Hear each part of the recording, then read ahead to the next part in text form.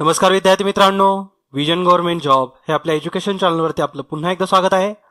आज आपण daily क्विजचं 27वे session बघणार आहे आणि या सेशनमध्ये आपण बुद्धिमापन चाचणीशी संबंधित बरेचसे प्रश्न इथं सॉल्व्ह करणार आहे. ओके, डेली क्विज जे आपण याच्या आधीचं 25वे सेशन बघितलं होतं त्याच्यामध्ये तुमच्यासाठी एकूण 5 प्रश्न सॉल्व्ह करायसाठी ठेवले होते, 6, 7, 8, 9 आणि 10. तर ते पहिल्यांदा आपण सॉल्व्ह करू आणि त्याच्यानंतर काही 10 महत्त्वाचे असे प्रश्न आहेत ते पण सगळे सॉल्व्ह करू. ओके, तर या लेक्चरमधला जो पहिला प्रश्न आहे जो आपण सॉल्व्ह करणार आहे तो म्हणजे सतीश त्याच्या घरापासून पूर्वेला 18 किलोमीटर सायकलवर गेला, तेथून उजवीकडे वळून तो 3 किलोमीटर. तर आता एक्झाममध्ये तुम्ही काय करायचंय, हा जो क्वेश्चन आहे मी आता हा वाचतोय, मात्र एक्झाममध्ये असं वाचत बसायचं नाहीये. एक एक ओळ वाचल्यानंतर लगेचच डायग्राम काढायला सुरुवात पण करायची. अशा प्रकारचा प्रश्न म्हणजे उजवीकडे वळाला, डावीकडे वळाला, हा फक्त वाचून नाही समजणार किंवा फक्त वाचून हे आन्सर पण नाही भेटणार. याला तुम्हाला डायग्राम बनवावीच लागणार आहे. तर आपण डायरेक्टली डायग्राम बनवू आता की सतीश हा एक स्टार्टिंग पॉईंट आहे, त्याच्या घरापासून तो निघालाय. मग हे एस म्हणजे स्टार्टिंग पॉईंट, त्याच्या घरापासून तो निघाला, पूर्वेकडे गेलाय. म्हणजेच काय, आपण नॉर्थ, साऊथ, ईस्ट आणि वेस्ट ह्या ज्या डायरेक्शन आहेत हे व्यवस्थित आपण कन्सिडर केलेले आहेत. नॉर्थ म्हणजे वरची डायरेक्शन आहे, साऊथ म्हणजे खाली. जो पूर्वेकडचा भाग आहे हा आपल्या उजवेकडे असणार आहे आणि डावेकडचा म्हणजे पश्चिमेकडचा भाग. ओके, तर पूर्वेकडे गेला तो 18 किलोमीटर. त्याच्यानंतर तो तिथून उजवीकडे वळाला, उजवीकडे वळाल्यानंतर परत तो 3 किलोमीटर गेलाय. परत एकदा असं सांगितलंय की आणखीन एकदा तो उजवीकडे वळाला आणि 6 किलोमीटर अंतर गेलेलं आहे. त्यानंतर परत एकदा तो डावीकडे वळाला असं सांगितलंय, 6 किलोमीटर त्यांनी अंतर कापलंय. आणि आता विचारलं की तर तो मूळ स्थानापासून म्हणजे घरापासून किती अंतरावरती आहे. तर हा जर प्रश्न बघितला तर तुम्ही अशीच आता ही जी डायग्राम फॉर्म झाली याच्यावरून तर आपण डिस्टन्स डायरेक्टली काढू शकत नाहीये. याच्यासाठी एक फॉर्म्युला यूज करायला लागतो, त्याला आपण पायथागोरस थेरम म्हणतो. ओके, तर पायथागोरस थेरम मध्ये जे आपल्याला पायथागोरस थेरम नुसार काय सांगतात की हायपोटेनियसचा जो स्क्वेअर असतो हा दोन्ही साइड्सच्या स्क्वेअर्सची बेरीज असते. म्हणजेच आपण इथं एक राईट अँगल ट्रायंगल फॉर्म करायला लागणार आहे. ओके, तर राईट अँगल ट्रायंगल कसा फॉर्म होईल, तर स्टार्टिंग पॉईंट पासून ते खाली रेष आपण ओढूया. ती 9 किलोमीटरची लेंथ रेष असणार आहे, कारण पहिल्यांदा हे 3 किलोमीटर डिस्टन्स दिलेलं आहे, त्यानंतर तो 6 किलोमीटर अजून डिस्टन्स खाली कव्हर करतोय. म्हणजेच टोटल स्टार्टिंग पॉईंट पासून तो 9 किलोमीटर खाली आहे. आणि जे आत्ताची सध्याची जी पोझिशन आहे ती आहे 12 किलोमीटर. ती कसं काय, तर एकूण जर वरचं डिस्टन्स बघाल ते आहे 18 किलोमीटर. त्यानंतर परत एकदा जे 6 किलोमीटर त्यांनी डिस्टन्स ट्रॅव्हल केले, तर 18 - 6 केल्यानंतर जे 12 भेटेल ते स्टार्टिंग पॉईंट पासून आणि या लाईन पासूनचं अंतर असणार आहे. ओके, मग एक ट्रँगल फॉर्म झालेला आहे जो की राईट अँगल ट्रँगल आहे. त्याची एक लेंथ आहे 9 किलोमीटरची आणि दुसरी साईड आहे 12 किलोमीटरची. ओके, मग त्यानुसार आपल्याला हायपोटेनियस काढायचा आहे. तर hypotenuse square is equal to 12 square plus 9 square. म्हणजेच काय, 144 अधिक 81. 144 अधिक 81 केल्यानंतर आपल्याला 225 भेटेल. 225 म्हणजेच एक्स स्क्वेअर. मग एक्स म्हणजे काय असणार आहे, तर 225 हा 15चा स्क्वेअर आहे. त्याच्यामुळं ही जी एक्स आहे किंवा हे जे हायपोटेनियस आहे ह्याची जी लेंथ असणार आहे ही म्हणजे 15 किलोमीटर. म्हणजेच काय, तर स्टार्टिंग पॉईंट पासून एंड पॉईंट पर्यंत जे त्याचं डिस्टन्स आहे हे असणार आहे 15 किलोमीटर. तर आपलं जे आन्सर राहील हे पर्याय क्रमांक 1. क्वेश्चन नंबर 7 आता सॉल्व्ह करूया आपण. संकेत एका ध्वजापासून पूर्वेकडे काही अंतर चालत गेला, त्यानंतर त्याने उजवीकडे वळून काही अंतर कापले. आता हा पण प्रश्न आपण डायरेक्टली डायग्राम बनवायला सॉल्व्ह करू, त्याच्यानंतर मग शेवटी काय दिलंय ते एंड पॉईंटला येऊन थांबू आपण. ओके, तर संकेत, आता हा एक ध्वज आहे समजा, तर या ध्वजापासून तो पूर्वेकडे गेलाय. हेच डायरेक्शन पूर्व असणार आहे जी आपण आधीच्या क्वेश्चनमध्ये बघितली, नॉर्थ, साऊथ, ईस्ट, वेस्ट. त्यानुसार पूर्वेकडे तो काही अंतर चालत गेलाय, त्यानंतर त्याने उजवीकडे वळाला आणि परत काहीतरी अंतर त्यांनी कापलंय. शेवटी परत तो आता डावीकडे वळून काही अंतर चालत गेला. मग त्याचं फेसचे डायरेक्शन्स आपण व्यवस्थित द्यायचे, त्याचा फेस कुठल्या डायरेक्शनला असेल. ओके, त्यानंतर असं सांगितलं की उजवीकडे वळाला म्हणजे आता खालच्या डायरेक्शनला वळालाय आणि काही अंतर तो परत चालत गेला. तो पुन्हा एकदा उजवीकडे वळाला, अजून एकदा आता तो उजवीकडे वळालाय व काही अंतर कापले व थांबला.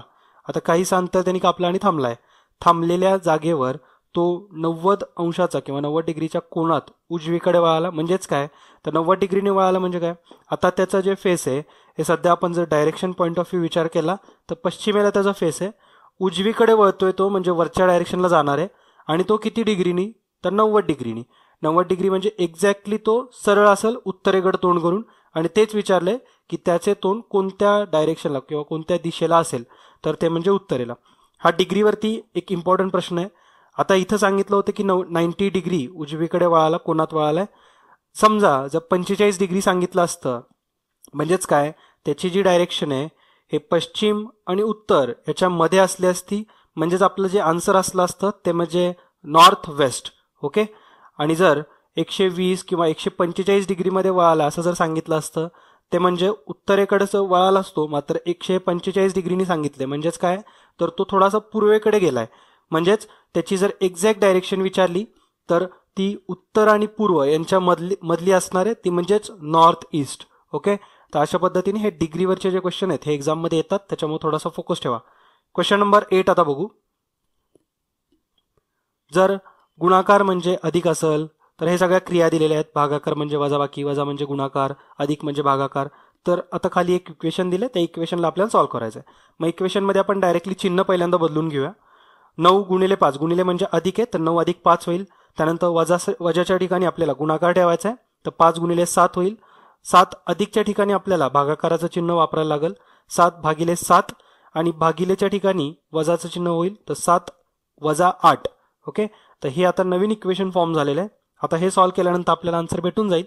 मग इथं सॉल्व्ह करताना डायरेक्टली डाव्या साईड करून सॉल्व्ह करत यायचं आणि डायरेक्ट आन्सर भेटेल असं नाहीये, चुकल ते. आपल्याला इथं काही लॉ इथं पाळायला लागतो, जसं की बॉड मास. म्हणजेच या प्रक्रियेनुसार आपल्याला हे इक्वेशन सॉल्व्ह करायला लागणार आहे. म्हणजेच सगळ्यात आधी तुम्हाला भागाकार घ्यावा लागेल, त्याच्यानंतर गुणाकार आणि अधिक वजाबाकी याच्यामध्ये तुम्ही करू शकता. म्हणजे अधिक पहिल्यांदा करा किंवा वजाबाकी करा, फरक नाही पडणार. तर पहिल्यांदा भागाकार घ्यायला लागेल. 7 भागिले 7 हे 1 होऊन जाईल. मग आपलं इक्वेशन काय बनलंय, 9 अधिक 5 गुणिले 1 वजा 8. मग पहिल्यांदा गुणाकार करून घ्यायचा. 9 अधिक 5, 5 गुणिले 1 म्हणजेच 5 होऊन जाईल. 9 अधिक 5 वजा 8. मग आपण ऍडिशन करून घेऊ. 9 अधिक 5 म्हणजे 14, 14 वजा 8 केल्यानंतर 6. ओके. तर याचा आन्सर राहील पर्याय क्रमांक 4. पुढचा प्रश्न आता बघूया आपण. एका षटकोनाच्या शिरोबिंदूवर ABCDEF असे 6 लोक षटकोनाच्या केंद्राकडे तोंड करून गप्पा मारत बसलेत असं सांगितलेलं आहे, आणि त्यानंतर काही कंडिशन्स दिल्यात. मग आपण पहिल्यांदा षटकोन एक ड्रॉ करू. हा एक षटकोन आहे. मग याच्या 6 बाजूंवरती सेंटरकडे फेस करून काही व्यक्ती गप्पा मारत बसलेत असं सांगितलेलं आहे. तर पहिल्यांदा असं सांगितलंय, पहिली कंडिशननुसार ए आणि ई यांच्यामध्ये सी आहे. तर ठीक आहे, आपण एकदम वरच्या टोकाकडून सुरुवात करूया. ए आणि ई याच्यामध्ये सी आहे, आणि परत असं सुद्धा सांगितलंय सीच्या उजवीकडे ई आहे. म्हणजेच काय, तर सीच्या उजव्या बाजूला ई हे आपण आता इथं दाखवलं होतं पहिल्यांदाच, त्याच्यामुळे आपल्याला हे डायग्राममध्ये काही चेंज करायची गरज नाही पडली. मात्र समजा जर मी ई वरच्या डायरेक्शनला दाखवला असता आणि ए खाली दाखवला असता तर मला परत एकदा चेंज करावा लागला असता, कारण सी हा सीच्या उजवीकडे आपल्याला ई पाहिजे. ओके. त्यानंतर एफ आणि ई यांच्यामध्ये कोणीतरी आहे. एफच्या उजवीकडे बी नाही असं सांगितलंय. मग राहिलेला कोण आहे, तर डी आहे, जो की एफच्या उजवीकडे असणार आहे. मग आपल्याला जी एक पोझिशन आहे ई आणि एफच्या मध्ये कोण आहे, तर तिथं बी येऊन जाईल. आपल्याला विचारलाय प्रश्न की डीच्या समोर कोण असेल. मग आपल्याला डायरेक्शनवरून या डायग्रामवरून कळून जाते की डीच्या अपोजिट कोण बसलेला आहे, तर डीच्या अपोजिट ई आहे. ओके. क्वेश्चन नंबर 10 आता सॉल्व्ह करू आपण. हा एक इंटरेस्टिंग क्वेश्चन आहे, बरेच जणांचं याच्यामध्ये चुकू शकतं. 20 वर्षांपूर्वी बापाचे वय मुलाच्या वयाच्या 12 पट होते. आज बापाचे वय मुलाच्या वयाच्या दुप्पट आहे, तर त्या दोघांचे आजचे वय किती. ओके. तर आजचं वय असं विचारलेलं आहे, वडिलांचं आणि मुलाचं इथं आजचं वय आपल्याला विचारलंय. तर कन्सिडर करताना वडिलांचं वय हे आजचंच कन्सिडर करायचं आणि मुलाचं वय सुद्धा आजचंच कन्सिडर करायचं. म्हणजेच काय, त्यांचे जे इनिशियल्स असतात ते त्यांचे प्रेझेंट एज कन्सिडर करायचे. जसं की वडिलांसाठी आपण इथं एफ कन्सिडर करू आणि मुलासाठी आपण इथं एस कन्सिडर करू. ओके. म्हणजेच काय, तर प्रेझेंट वडिलांचं वय एफ आहे आणि मुलाचं वय एस. मग आता सेकंड कंडिशननुसार काय दिलेलं आहे, एफ हा वडिलांच्या म्हणजे वडिलांचे वय मुलाच्या दुप्पट आहे, म्हणजे F is equal to 2s हे एक इक्वेशन फॉर्म होईल. मग आपल्याला याचा वापर करता येईल दुसऱ्या इक्वेशनमध्ये. पहिल्या कंडिशननुसार काय फॉर्म होतंय, 20 वर्षांपूर्वी बापाचे वय सांगितलं इथं मुलाच्या वयाच्या 12 पट आहे. म्हणजेच काय, वडिलांचं वय हे एफ आहे, 20 वर्षांपूर्वी किती असणार आहे, तर एफ वजा 20 बरोबर 12 इन ब्रॅकेट एस. जर केलं तर चुकल, कारण वडिलांचं वय ज्या अर्थानं आपण 20 वर्ष पाठीमागचं कन्सिडर केलंय, सेम मग मुलासाठी पण ते अप्लाय करायचं. मुलाचं पण वय 20 वर्ष आधीचंच कन्सिडर करायचं. म्हणजे इक्वेशन काय फॉर्म होणार आहे, एफ वजा 20 बरोबर 12 in bracket S minus 20. Okay, मग आता हे सॉल्व्ह करू आपण. एफ वजा 20 बरोबर काय होईल, 12s वजा 240. 240च्या ठिकाणी आपण म्हणजे जो डाव्याकडचा 20 आपण त्या साईडला घेऊन जाऊया. म्हणजेच इक्वेशन परत एकदा फॉर्म होईल, एफ मायनस 12s बरोबर मायनस 220. एफची व्हॅल्यू आपल्याला माहिती आहे इक्वेशन 1 मध्ये F is equal to 2s भेटलेलं आहे आपल्याला. हे 2s इथे ठेवून देऊ आपण. 2s minus 12s is equal to minus 220. म्हणजेच काय, मायनस 10s बरोबर मायनस 220. म्हणजेच काय, एस इज इक्वल टू, आता हे मायनस मायनस कॅन्सल होऊन जाईल, 10s बरोबर 220 भेटेल. म्हणजेच एस बरोबर 22. म्हणजे मुलाचं प्रेझेंट एज हे 22 वर्ष भेटलेलं आहे आणि वडिलांचं वय हे त्याच्या दुप्पट आहे. म्हणजेच एफ बरोबर 44 भेटेल. तर आपला आन्सर जे राहील हे पर्याय क्रमांक 3. ओके, तर अशा पद्धतीने जे तुम्हाला याच्या आधीच्या डेली क्विजमध्ये, डेली क्विज 25 मध्ये सॉल्व्ह करायसाठी जे प्रश्न दिले होते ते सगळे सॉल्व्ह केलेले आहेत. आता आपण आजच्या या डेली क्विज मधले काही महत्वाचे असे प्रश्न आहेत, बुद्धिमापन चाचणीमध्ये ते येऊ शकतात, तर असे सॉल्व्ह करूया सगळे. तर पहिला प्रश्न आहे, आता इथं विधान आणि अनुमान हे दिलेले आहे. तर हा एक महत्वाचा टाईप असतो आपल्या एक्झाम्समध्ये. बऱ्याचशा वेळेस हे एक्झाम हे 100% क्वेश्चन येणार आहेत, त्याच्यामुळे इथं हे कव्हर केलेले आहेत. तुमच्या एक्झाममध्ये याचा नक्कीच याचा फायदा होणार आहे. तर पहिला जो प्रश्न आहे हा म्हणजे विधान आणि अनुमान दिलेले. काही स्कूटर बस आहेत आणि सर्व बस विमान आहेत असं सांगितलेलं आहे. मग सरळ याची डायग्रॅम फॉर्म करायची असते, याला वेन डायग्रॅम म्हणतात. याच्या डायग्रॅम आपण बनवू त्याला वेन डायग्रॅम म्हणायचं. ओके, तर इथं असे सर्कल म्हणजे हे काही स्कूटर आहेत असं कन्सिडर करू आणि हा जो एक सर्कल आहे तो बस आहे कन्सिडर करू. मात्र कंडिशन 1 किंवा विधान 1 नुसार काय सांगितलंय, काही स्कूटर हे बस आहेत म्हणजेच ते दोघं इंटरसेक्ट होणार आहेत. ओके, आणि दुसऱ्या कंडिशनमध्ये, दुसऱ्या विधानामध्ये असं सांगितलेलं आहे सर्व बस विमान आहेत. म्हणजेच काय, हे जे सगळे बसेस आहेत हे विमानाच्या आतमध्ये आहेत. तुम्ही असं लक्षात ठेवू शकता, सर्व नंतर जो एखादा वर्ड येणार आहे किंवा एखादा जो ऑब्जेक्ट येणार आहे हा लहान असतो दुसऱ्या ऑब्जेक्टपेक्षा. म्हणजेच काय, सर्व नंतर बस आले, हे बसेस नेहमी लहान असतील या विमानांपेक्षा. ओके, मग आपली ही जी डायग्रॅम आहे ही आपण वेन डायग्रॅम म्हणून ओळखतो. ही विधानांवरून बनवलेली डायग्रॅम आहे. आता याच्यामध्ये अनुमान म्हणजेच कन्क्लुजन आपल्याला चेक करायचे. म्हणजे काय करायचं, कन्क्लुजन एक वाचायचं आणि समजा जर ते इंटरसेक्ट होत असेल वरच्या डायग्रॅममध्ये तर आपलं ते कन्क्लुजन बरोबर राहील किंवा योग्य राहील. ओके, तर पहिलं जे विधान आहे त्याच्यामध्ये काय सांगितले, अनुमानामध्ये काय सांगितलेलं आहे, सर्व स्कूटर विमाने आहेत. म्हणजेच काय, सर्व नंतर जो वर्ड येतो स्कूटर हा विमानांमध्ये असला पाहिजे. मग स्कूटर हे विमानांमध्ये आहेत का सगळेच्या सगळे, तर नाही आहेत. म्हणजे काय, जे डायग्रॅममध्ये दिसतंय तेच आपल्याला इथं चेक करायचंय. हे two D point diagram actually याला म्हणतात. टू दी पॉईंट डायग्रॅम म्हणजे आपण जी काढली ही वरची टू दी पॉईंट डायग्रॅम काढली, पॉसिबल डायग्रॅम काढलेली नाहीये. तर फक्त जे पॉझिटिव्ह कन्क्लुजन असतात, पॉझिटिव्ह अनुमान असतात ते आपण ह्या टू दी पॉईंट डायग्रॅममध्ये चेक करून घ्यायचे असतात. ओके, मग सर्व स्कूटर विमान आहेत का, तर नाही आहेत, काहीच स्कूटर विमान आहेत. दुसरं अनुमान आहे, काही विमाने स्कूटर आहेत. तर काही विमाने स्कूटर आहेत ना, यस दिसत आहेत आपल्याला. काही जो पोर्शन आहे विमानांचा तो स्कूटरमधून गेलेला आहे. तर ठीक आहे, ते आपलं आन्सर म्हणजे अनुमान 2 हे योग्य राहणार आहे. तिसरं काय दिलेलं आहे, सर्व विमाने स्कूटर आहेत. तर सर्वच्या सर्व विमानं ही स्कूटरच्या आतमध्ये नाही आहेत, कारण आपल्याला माहिती आहे सर्व नंतर जो वर्ड येतो तो लहान असला पाहिजे. तर विमाने हे स्कूटरपेक्षा लहान असले पाहिजेत. तर इथं आहे का तसं नाहीये, त्याच्यामुळे हे सुद्धा कन्क्लुजन आपलं फॉलो नाही करणार. आणि चौथं कन्क्लुजन किंवा अनुमान काय दिलेलं आहे, सर्व विमाने बस आहेत. तर सर्व विमाने हे बसच्या आतमध्ये आहेत का, तर नाहीये, सर्व बस हे विमानांच्या आतमध्ये आहेत. ओके, म्हणजेच काय, तर इथं अनुमान फक्त दुसरंच फॉलो करणार आहे, फक्त अनुमान 2 हे योग्य राहील. ओके, क्वेश्चन नंबर 2 आता बघू आपण. अ आणि ब अशी 2 विधानं दिलेली आहेत आणि आपल्याला काही निष्कर्ष काढता येईल का असं विचारलेले खाली. अ विधान दिले, सर्व पुरुष पदवीधर आहेत. मग याची पण आपण डायग्रॅमच बनवायची आहे. हे झाले पुरुष आणि जे की पदवीधर आहेत. सर्व नंतर जो वर्ड येतो तो लहान असतो, म्हणजे पुरुष लहान आहेत, पदवीधर त्याच्यापेक्षा बाहेर येणार, मोठे येणार. ब विधान आहे, सर्व पदवीधर चांगले लेखक आहेत. तर आपण चांगले लेखकच्या ऐवजी नुसतं लेखक जरी कन्सिडर केलं तरी काही सुद्धा नाही जाणार. तर सर्व पदवीधर हे लेखक आहेत, म्हणजे लेखकांच्या आतमध्ये पदवीधर आहेत, पदवीधरांच्या आतमध्ये पुरुष. तर ही डायग्राम आपली बनलेली आहे. आता याच्यावरून आपल्याला निष्कर्ष काढता येईल का असं विचारले, कोणता निष्कर्ष काढता येईल. पर्याय 1 दिलेला आहे, सर्व चांगले शिक्षक पुरुष आहेत. म्हणजेच काय, सर्व चांगले शिक्षक पुरुष, म्हणजेच सर्व हे जे लेखक आहेत हे पुरुषांच्या आतमध्ये यायला पाहिजेत. सर्व लेखक हे पुरुषांच्या आतमध्ये दिसतंय का तसं? तर तसं नाहीये. पहिलं कन्क्लुजन हे फॉलो करणार नाही. सर्व चांगले लेखक हे पदवीधर आहेत. म्हणजेच काय, तर सगळेच्या सगळे लेखक हे पदवीधरांच्या आतमध्ये आहेत का? तर तसं पण नाही होत. तिसरं आहे, सर्व पुरुष चांगले चांगले लेखक आहेत. म्हणजेच काय, सर्व पुरुष हे आपल्याला लेखकांच्या आतमध्ये बसवायचं. तर तसं होतंय का? यस, सगळेच्या सगळे पुरुष हे ऑलरेडी पदवीधरांच्या आतमध्ये, जे की सगळेच्या सगळे लेखकांच्या आत आहेत. त्याच्यामुळे तिसरं जे आहे हे आपलं योग्य आन्सर राहील. म्हणजेच निष्कर्ष कुठला काढता येईल? तर पर्याय क्रमांक 3 हा निष्कर्ष काढता येईल.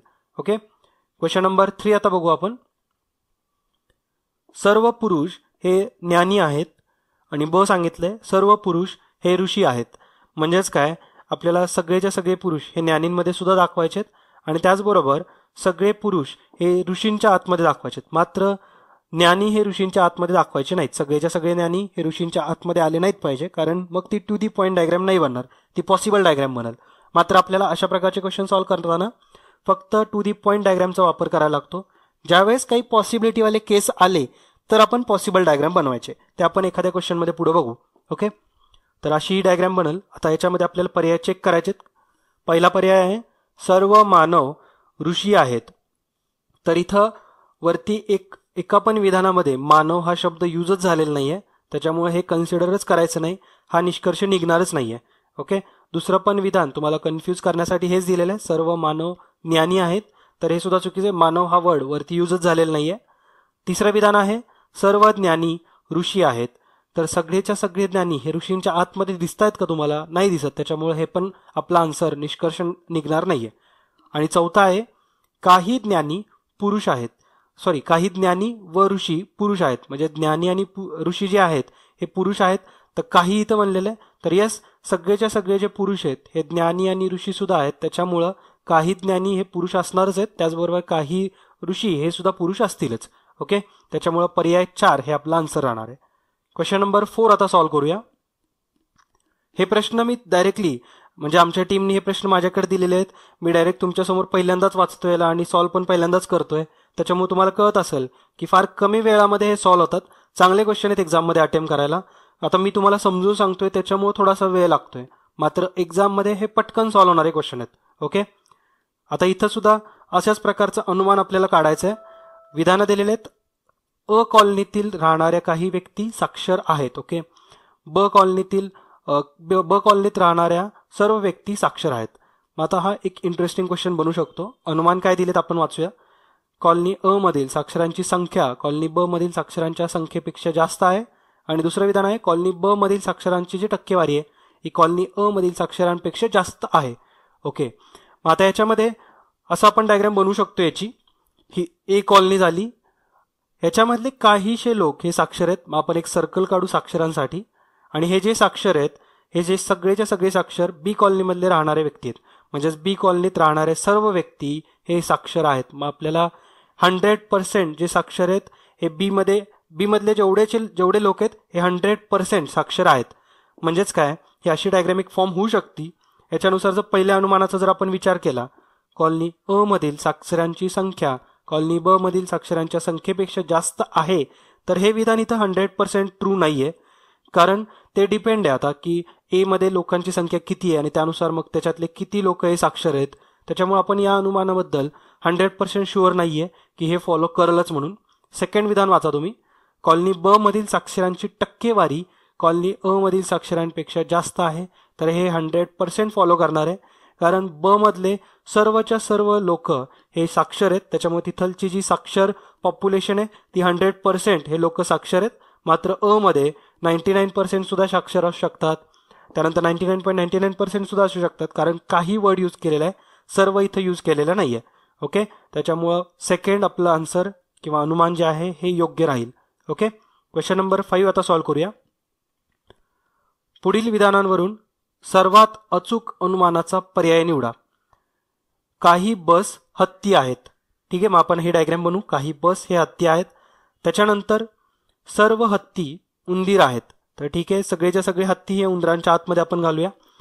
एकही उंदीर सायकल नाही, म्हणजे एकही उंदीर सायकल नाही. आपण असं आता डायग्राम मध्ये दाखवायचं सरळ इथं फुल्ली करायची की हे सगळे उंदीर आणि हे सायकल नाही आहेत, तर सायकल पण आपण साईडलाच काढू. ही झाली टू दी पॉईंट डायग्रॅम. आता याच्यामध्ये ॲक्च्युली कसं आहे, तुम्ही म्हणाल की सर उंदीर आणि सायकल हे इंटरसेक्ट होणार नाही असं सांगितलंय, तर सायकल आणि बस हे इंटरसेक्ट होऊ शकतात का? तर याचा आन्सर आहे होऊ शकतात. मात्र आपण स्टेटमेंटवरून किंवा विधानांवरून ही फक्त टू दी पॉईंट डायग्रॅम काढायची आणि खाली जे पॉसिबल केसेस आहेत ते सोडून बाकीचे जे असतील ते आपण त्याच्यामध्ये चेक करायचे असतात. ओके, मग आपली ही जी डायग्रॅम आहे ही करेक्ट फॉर्म झालेली आहे. आता अनुमान दिलेले आहेत. पहिला अनुमान काय सांगतोय, काही बस सायकल होऊ शकतात. आता हे पॉसिबल आहे, शकतात असं म्हणलेलं आहे, त्याच्यामुळे हे पॉसिबल केसेस आहेत हे आपण परत चेक करू. मात्र जे 100% वाले केसेस आहेत जे पॉसिबल सोडून आहेत ते आपण इथं चेक करू. तर पहिलं पॉसिबलवाला केस आहे, दुसरं पण पॉसिबलवालंच आहे, तिसऱ्याचा आपण विचार करू, काही बस सायकल आहेत. तर हे डायरेक्टली या डायग्राममध्ये चेक करायचं की काही बस सायकल आहेत का, तर सायकल आणि बस हे इथे इंटरसेक्ट झालेले दिसतात का, नाही दिसत, त्याच्यामुळं हे आन्सर म्हणजे तिसरं जे विधान आहे हे फॉलो करणार नाहीये. ओके, म्हणजेच आपला जे आन्सर राहील, खाली जर पर्याय बघाल तर दुसरं पण इथे इलिमिनेट होऊन जाईल, कारण तिथं 3 योग्य दिलेलं आहे तर ते चुकीचं आहे. आणि तिसरं जे विधान आहे सर्व अनुमान योग्य हे पण चुकीचं राहील, कारण तिसरं इथं फॉलो होत नाहीये. ओके, आता पहिल्या आणि दुसऱ्याचा विचार करू थोडासा. पॉसिबल केस आहे, याच्यासाठी आपल्याला एक पॉसिबल डायग्रॅम बनवावी लागते. ती कशी, तर काही बस सायकल होऊ शकतात असं म्हणलेलं आहे. तर बसेस आणि सायकल हे इंटरसेक्ट होऊ शकतात का, तर पॉसिबल आहे हे या डायग्रॅममध्ये. ही जी डायग्रॅम आहे ही टू दी पॉईंट डायग्रॅम आहे. मात्र जर पॉसिबल डायग्रॅम बनवली तर आपण सायकल आणि बस हे इंटरसेक्ट करू शकतो. ओके, असं काही बंधन नाही आहे की सायकल आणि बस हे इंटरसेक्ट होणार नाही आहेत. मात्र सायकल आणि उंदीर हे इंटरसेक्ट झाले नाहीत पाहिजे. ओके, मग आपण ही राशी डायग्राम व्यवस्थित बनवू शकतो की हे काहीशे सायकल ह्या बसेसमध्ये आहेत, त्याच्यानंतर बसेस ह्या हत्तींसोबत इंटरेक्ट झालेल्या आहेत आणि बसेस हे उंदरांसोबत सुद्धा इंटरसेक्ट झालेले आहेत. ओके, म्हणजेच डायग्राम बनू शकते, पॉसिबल आहे, म्हणून आपलं अनुमान 1 हे बरोबर आहे. ओके, दुसरं अनुमान काय सांगतंय, सर्व सायकल बस आहेत, बस होऊ शकतात, सर्व सायकल बस होऊ शकतात. तर सर्वच्या सर्व ज्या सायकल आहेत ह्या सायकल, सर्व नंतर एक जो वर्ड येतो तो लहान असतो, सायकल लहान असल्या पाहिजेत, बसेसमध्ये सायकल बसल्या पाहिजेत. म्हणजेच काय, अशी डायग्राम फॉर्म झाली पाहिजे की ज्याच्यामध्ये सायकल आहेत, बसेसमध्ये सायकल आहेत. ओके, तर ती डायग्राम सुद्धा फॉर्म होऊ शकते. मात्र आपल्याला सायकल आणि उंदीर हे इंटरसेक्ट करायचे नाहीयेत, तर अशी डायग्राम बनू शकते. त्याच्यामुळं ही पॉसिबल जी केस आहे ही सुद्धा इथं ट्रू राहणार आहे, म्हणजेच फॉलो राहणार आहे. तर आपलं जे आन्सर राहील हे अ आणि ब हे दोन्ही अनुमान योग्य असतील. ओके, तुम्हाला इथं कळालं असेल पॉसिबल केस तुम्ही कशी हँडल करायची. पॉसिबल केस ज्यावेळेस येईल त्यावेळेस तुम्ही पॉसिबल डायग्रामचा विचार करायचा आहे. मात्र वर जे विधानं दिलेले असतात किंवा जे स्टेटमेंट दिलेले असतात ह्याचे जे कन्स्ट्रेंट असतात ते व्हायोलेट झाले नाहीत पाहिजे. ओके, तर हे लक्षात ठेवा, फक्त व्यवस्थित हे सॉल्व्ह करा. क्वेश्चन नंबर 6 आता बघू आपण. अशा प्रकारचा प्रश्न आपण आधीच्या डेली क्विजमध्ये सुद्धा बघितलेला आहे. तर इथं सांगितलेलं आहे, एका शेतात 20 कोंबड्या, 15 गायी व काही गुराखी आहेत उभ्या आहेत. सर्वांच्या पायांची एकत्रित संख्या ही सर्वांच्या डोक्यांच्या एकत्रित संख्येपेक्षा 70ने जास्त आहे. ऑब्व्हियसली पायांची संख्या ही डोक्यांपेक्षा जास्त असणार आहे. इथं आपण मग कॅल्क्युलेट करू डायरेक्टली. कोंबड्यांच्या पायांची संख्या अधिक गायांच्या पायांची संख्या अधिक गुराख्यांच्या पायांची संख्या बरोबर काय होईल, तर डोक्यांची संख्या अधिक 70. म्हणजेच हे इक्वेशनमध्ये कसं फॉर्म करायचं आपण, तर कोंबड्यांना पाय किती असतात तर 2, 20 गुणिले 2 अधिक 15 गुणिले किती होणार आहे, गायांना 4 पाय असतात तर 15 गुणिले 4 आणि गुराखींना 2 पाय असतात तर 2 गुणिले, आता इथं गुराख्यांची संख्या आपण x कन्सिडर करू तर 2x. मात्र याच्यातून जर ही पायांच्या संख्येमधून डोक्यांची संख्या वजा केली तर 70 राहील. डोक्यांची संख्या किती आहे मग मायनस करू. आता डोक्यांची संख्या, कोंबडीला एकच डोकं असतं, गाईला एकच डोकं असतं, गुराख्याला पण एकच डोकं असतं. म्हणजेच काय होईल, 20 अधिक 15 अधिक x. मग या दोघांची वजाबाकी केल्यानंतर आपल्याला 70 भेटतोय. म्हणजेच काय, हे थोडंसं सिम्प्लिफाय केल्यानंतर काय बनेल, 40 अधिक 60 अधिक 2x वजा ब्रॅकेट काढून टाकू आपण, 35 वजा x बरोबर 70. थोडंसं सॉल्व्ह केल्यानंतर काय मिळेल, हे 65 अधिक x बरोबर 70. म्हणजेच x बरोबर 70 वजा 65 म्हणजेच 5. ओके, तर आन्सर ऑप्शन 4 हे आपलं आन्सर राहील. क्वेश्चन नंबर 7 आता सॉल्व्ह करूया. रिकाम्या जागी कोणती अक्षरे येतील असं विचारलेलं आहे. JKLJ, त्यानंतर पूर्ण एक सिरीज दिलेली आणि त्याच्यानंतर जे क्वेश्चन मार्क आहे तिथं काय येईल. तर ही सिरीज आपण फॉर्म करू शकतो. इथं जर तुम्हाला ABCD जर पाठ असेल तरी चालेल, ओरली सुद्धा सॉल्व्ह होईल, किंवा जर पाठ नसेल तर अशी ABCD पूर्ण काढायची. M पर्यंत येईल पहिल्या रो मध्ये, दुसऱ्या रो मध्ये N पासून ते Z पर्यंत. ओके, तर जर विचार कराल तर प्रत्येक आता जे वरती वर्ड्स दिलेले आहेत तर याच्यामधले जे पहिले अल्फाबेट आहेत ते बघू आपण. तर JKLM, मग पुढचा N येणार आहे, म्हणजे आपला जो आन्सर राहील हे पर्याय 1 किंवा पर्याय 3 हे आपला आन्सर राहणार आहे. शेवटचे जर आपण इथं बघितले अल्फाबेट कुठले कुठले यूज झालेत, तर पहिल्यांदा जे यूज झाले तोच शेवटी यूज झालेला आहे. म्हणजेच पर्याय आपलं जे आन्सर राहणार आहे हे एन नी सुरू होणार आणि एन नी शेवट होणार आहे. तर पर्याय 1 आणि 3 हे दोन्ही तसेच दिलेले आहेत. आता मधल्या दोन आपण अल्फाबेटचा विचार करू. तर इथं KL दिलेलं आहे, त्यानंतर LM, त्यानंतर MN, NO, मग आपल्याला O पण घ्यावा लागेल आणि त्याच्या पुढचा म्हणजे P. तर OP ह्या दोघांच्या मध्ये येईल. तर इथं जे आपला आन्सर राहील हे पर्याय क्रमांक 1 राहणार आहे. तिसऱ्याचा जरी विचार केला तरी थोडासा जवळचाच पर्याय आहे तो सुद्धा, मात्र त्याच्यामध्ये O आणि P ह्याची जी सिक्वेन्स आहे हा चेंज केलेला आहे, हा उलट केलेला आहे, PO दिलेला आहे. ओके, मात्र इथं जो सिक्वेन्स फॉर्म होतोय तो म्हणजे OP सिक्वेन्स फॉर्म होणार आहे. त्याच्यामुळे पर्याय 1 हे आपला आन्सर राहील. पुढचा प्रश्न आता बघू.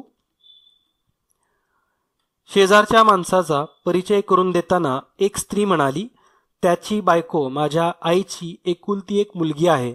स्त्रीचे त्या माणसाशी नाते काय? तर हा ओरली सुद्धा सॉल्व्ह होतो. थोडासा विचार केल्यानंतर ओरली पण सॉल्व्ह होईल. डायग्राम मध्ये जर सॉल्व्ह करायचं असेल तर आपण ब्लड रिलेशन कसं सॉल्व्ह करायचं हे बघितलेलं आहे.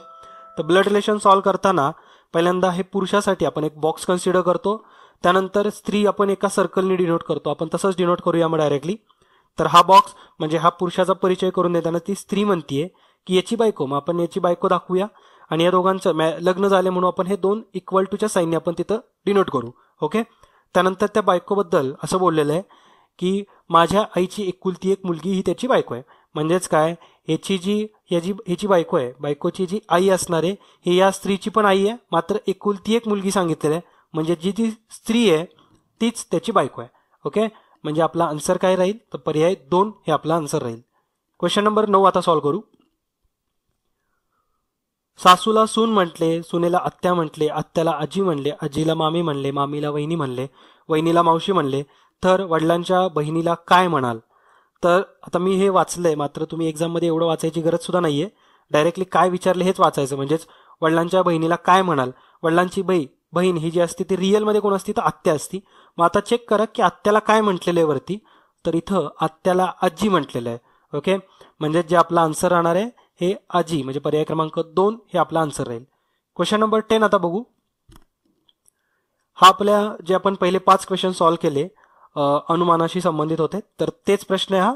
तर आय होप की तुम्ही हा सॉल्व्ह करू शकता. आता आपण भरपूर प्रॅक्टिस केलेली आहे. ओके, तर एक तेवढा प्रश्न आहे जो की तुम्ही होमवर्कसाठी अटेम्प्ट करा. याचा आन्सर तुम्ही नक्की कमेंट बॉक्समध्ये मेन्शन करा, म्हणजे मला पण कळेल की तुम्हाला हा कन्सेप्ट कितपत कळालेला आहे. ओके, तर एक्झामच्या आधीचं हे महत्त्वाचं लेक्चर होतं. तर हे नक्की तुमच्या मित्रांमध्ये पण शेअर करा, ज्यांनी कोणी बघितलेलं नसेल त्यांच्यापर्यंत पण हे पोचवा. ओके, तर भेटूया आपल्या पुढच्या लेक्चर्समध्ये.